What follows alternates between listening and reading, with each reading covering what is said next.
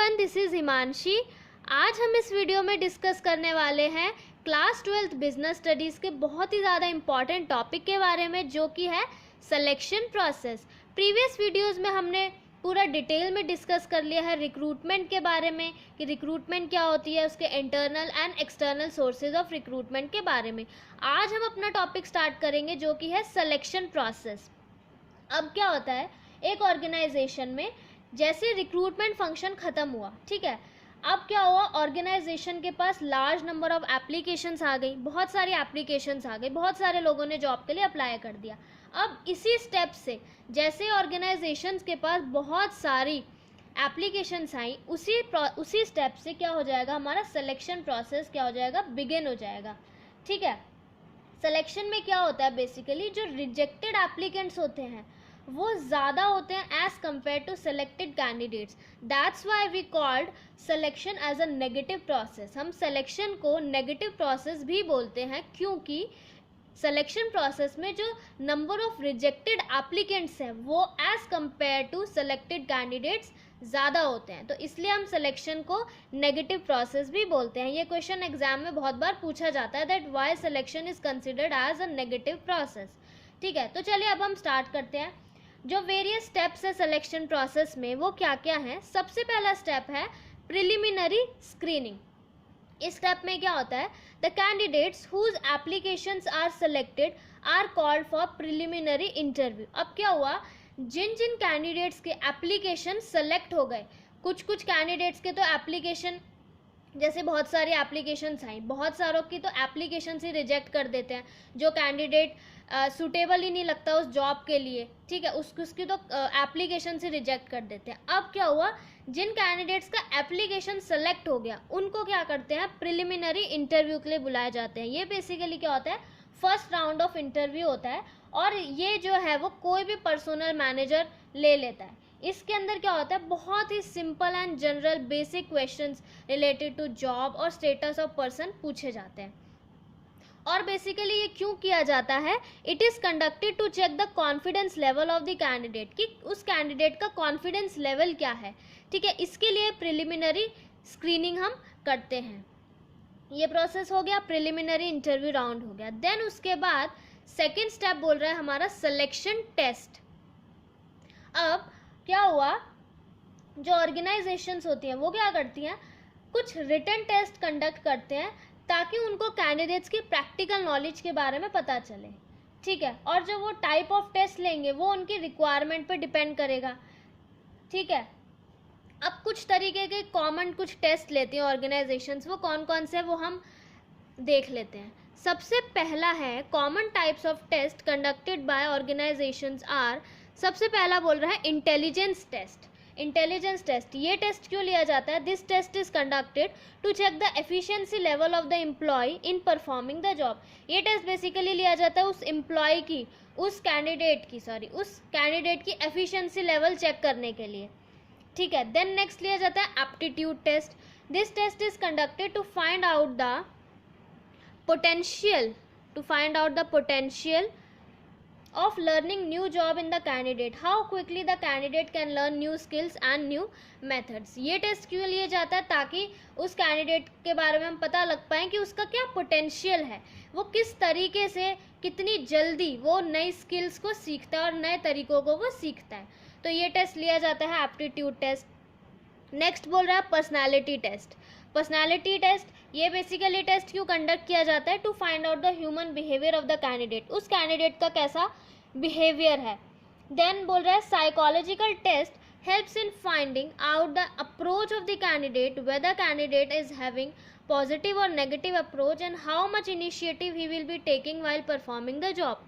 Psychological test इसलिए लिया जाता है ताकि पता चले कि उस कैंडिडेट कि क्या अप्रोच है, मतलब उसका पॉजिटिव अप्रोच है या नेगेटिव अप्रोच है, और वो कितना इनिशिएटिव लेता है काम को करने के लिए, वाइल परफॉर्मिंग द जॉब, वो कितना इनिशिएटिव लेगा काम को करने के लिए। ठीक है, तो ये टेस्ट हो गया। देन नेक्स्ट टेस्ट लिया जाता है trade test. Trade test, this test is conducted to check the basic knowledge and skill of the candidate. ये टेस्ट बेसिकली लिया जाता है उस कैंडिडेट की जो बेसिक स्किल्स और उसकी नॉलेज को चेक करने के लिए, जॉब से रिलेटेड। ठीक है, related to vacant job position, only simple questions related to job are asked. जो जॉब से रिलेटेड, जिस जॉब के लिए उसने अप्लाई किया है उस जॉब से रिलेटेड उससे सिंपल क्वेश्चंस पूछे जाएंगे जानने के लिए कि उसको नॉलेज है भी या नहीं उस जॉब के बारे में। ठीक है, देन नेक्स्ट बोल रहा है इंटरेस्ट टेस्ट। इंटरेस्ट टेस्ट क्यों कंडक्ट किया जाता है जानने के लिए। This test is conducted to find out a type of job in which candidate has more interest, कि किस टाइप की जॉब में उस कैंडिडेट को ज़्यादा इंटरेस्ट है। ठीक है, तो ये बेसिकली कुछ टेस्ट हो गए। ये हो गया सेकेंड स्टेप, सिलेक्शन टेस्ट। अब हमारा थर्ड स्टेप आता है एम्प्लॉयमेंट इंटरव्यू। एम्प्लॉयमेंट इंटरव्यू, ये तो नाम से ही पता चल रहा है। इस स्टेप में क्या होता है, the candidates who qualify the test are called for interviews. जो कैंडिडेट्स उन टेस्ट को क्वालिफाई कर लेते हैं फिर नेक्स्ट राउंड के लिए उनको बुलाया जाता है, जो कि होता है इंटरव्यू। ठीक है, और ये एक तरीके का फाइनल इंटरव्यू होता है। To conduct final interview a panel of experts is called. जो एक्सपर्ट्स हैं उनको बुलाया जाता है और वो एक्सपर्ट्स क्वेश्चंस पूछते हैं कैंडिडेट से।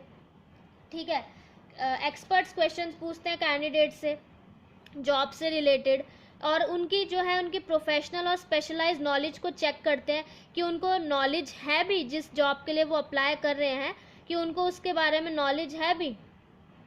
ठीक है, और बेसिकली उनको कॉन्फिडेंस लेवल भी चेक हो जाता है कि हाँ वो किस तरीके से जवाब देता है। और इंटरव्यू बेसिकली चांस देता है कैंडिडेट को कि उनकी भी अगर कुछ क्वेरीज हों जॉब से रिलेटेड, जैसे कि उनकी क्या सैलरी होगी, क्या वर्किंग कंडीशंस होंगी, कैसे उनकी पोस्टिंग होगी।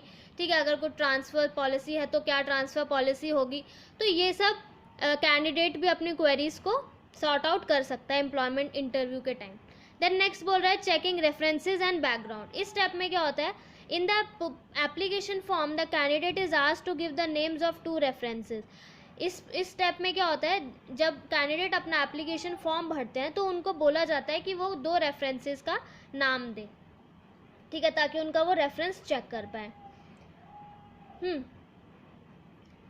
देन बोल रहा है the candidate qualifies the interview then the organisation prefers to check with the references about the personal character of the candidate.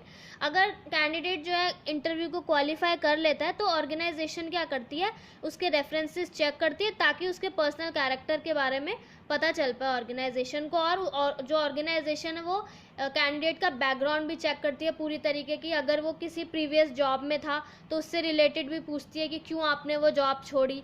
ठीक है, ये सब पूरा बैकग्राउंड चेक करती है एक तरीके से ऑर्गेनाइजेशन। देन बोल रहा है सिलेक्शन डिसीजन। अब क्या हुआ, the candidates who pass the test interview and references check are included in selection list and the manager select most suitable candidate from this list. अब क्या हो गया, उनका इंटरव्यू टेस्ट भी हो गया, इंटरव्यू भी हो गया, उनका रेफरेंस भी चेक हो गया। अब जो सिलेक्शन डिसीजन है वो मैनेजर्स लेते हैं और जो मोस्ट सूटेबल कैंडिडेट्स हों लिस्ट में से चूज़ कर लेते हैं, जो मोस्ट सूटेबल होता है जॉब के लिए। देन नेक्स्ट बोल रहा है मेडिकल एग्जामिनेशन। अब क्या हुआ, अब ठीक है भाई सब कुछ हो गया, हमने सेलेक्ट भी कर लिया। अब हमें ये चेक करना होगा कि जो कैंडिडेट ने अप्लाई किया है वो फिट है, वो फिजिकली और मेंटली पूरी तरीके से फिट है जॉब को करने के लिए। तो उसका क्या होता है, मेडिकल एग्जामिनेशन होता है। और ऑर्गेनाइजेशन अपॉइंटमेंट लेटर देने से पहले उनका मेडिकल फिटनेस टेस्ट करवाती हैं। कुछ ऑर्गेनाइजेशन जो होती हैं वो अपने खुद के डॉक्टर्स भी अपॉइंट करती हैं, और कुछ जो होती हैं कुछ हॉस्पिटल्स के साथ कॉन्ट्रैक्ट साइन कर लेती हैं उन टेस्ट को करने के लिए। ठीक है, तो ये होगा मेडिकल एग्जामिनेशन। देन बोल रहे हैं 7 जॉब ऑफर। उसके बाद उनको जॉब ऑफर हो जाती है। The applicants who clear the medical test are given job offer through letter of appointment. उनको लेटर ऑफ अपॉइंटमेंट दे दिया जाता है, और उस लेटर ऑफ अपॉइंटमेंट में क्या होता है, उनकी डेट ऑफ ज्वाइनिंग लिखी रहती है, terms and condition of job, ये सब कुछ मेंशन रहता है। देन लास्ट है हमारा कॉन्ट्रैक्ट ऑफ एम्प्लॉयमेंट। अब क्या हुआ, when candidates accept the job offer it refers to signing of contract of employment. जब उसको पूरी तरीके से जॉब मिल गई, उसने जॉब एक्सेप्ट भी कर ली, तब क्या करता है कैंडिडेट साइन करता है कॉन्ट्रैक्ट ऑफ एम्प्लॉयमेंट को कि हाँ भाई अब हम दोनों एक कॉन्ट्रैक्चुअल रिलेशनशिप में आ गए हैं। While signing the contract of employment, the employer and candidate exchange certain documents। कुछ documents भी exchange होते हैं। The common contents of contract of employment क्या होता है, जो main content लिखा होता है contract of employment में वो यही सब लिखा रहता है। जॉब टाइटल, ड्यूटीज़ क्या होंगी, कैंडिडेट्स की क्या रिस्पॉन्सिबिलिटीज़ होंगी, उसके पे अनाउंसेस, उसके आवर्स ऑफ वर्क, ठीक है, उसके लीव रूल्स, ये सब कुछ उसके अंदर लिखा रहता है। प्रोबेशन पीरियड, डिसिप्लिनरी रूल्स, ये सब कुछ लिखा रहता है उसके अंदर कॉन्ट्रैक्ट ऑफ एम्प्लॉयमेंट के अंदर। ठीक है, तो ये था हमारा पूरा basically selection process. Thank you so much. Please like, share and subscribe to the channel for further updates.